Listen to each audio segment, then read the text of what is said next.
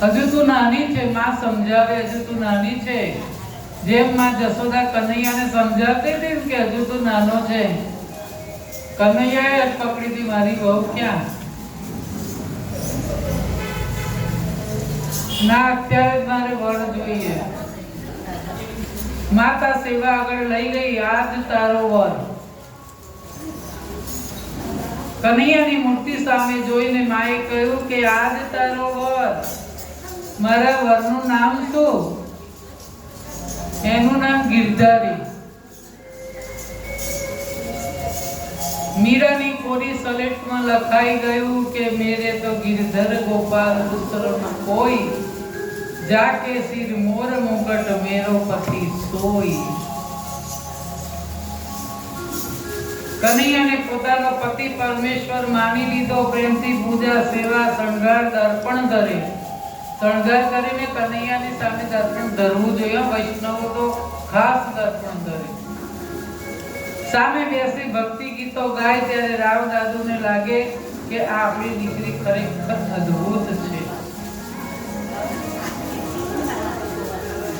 કોઈ પૂર્વ જન્મના સંસ્કાર હશે, નહીં તો આપણી નાની દીકરીને આવા સરસ ગીતો ગાય અને હવે કનૈયાની આવી સરસ પૂજા કરે।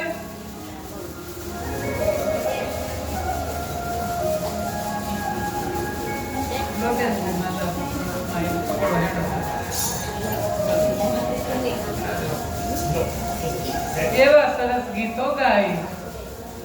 સખી રે बाके बिहारी से हमारी लड़ गई अखियाँ। सखी रे बाके बिहारी से हमारी लड़ गई अखियाँ। बचाई थी बहुत लेकिन निगोड़ी लड़ गई अखियाँ। बचाई थी बहुत लेकिन निगोड़ी लड़ गई अखियाँ। न जाने क्या किया जादू के तकती रह गई अखियाँ। न जाने क्या किया जादू के तकती रह गई अखियाँ। चमकती चमकती आए बरसी थी कलेजे गड़ गई अखियाँ। आके बिहारी से हमारी लड़ गई अखियाँ।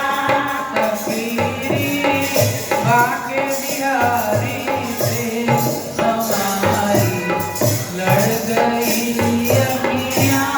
सफीरी आके बिहारी से हमारी लड़ गई अखियाँ।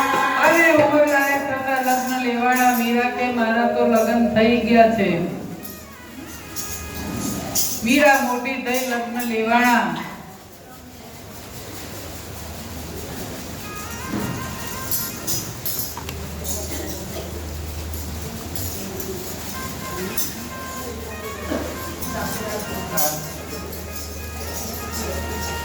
મીરા કહે છે મારે તો લગ્ન થઈ ગયા, મારો વર તો ગિરધારી છે।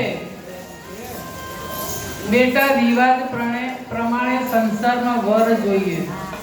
સમજાવટથી તૈયાર કરીને લગ્ન કરવાને મેવાડના રાજા રાણા સંગાના મોટા દીકરા ભોજ સાથે નક્કી થયું। નાનાનું નામ વિક્રમ હતું।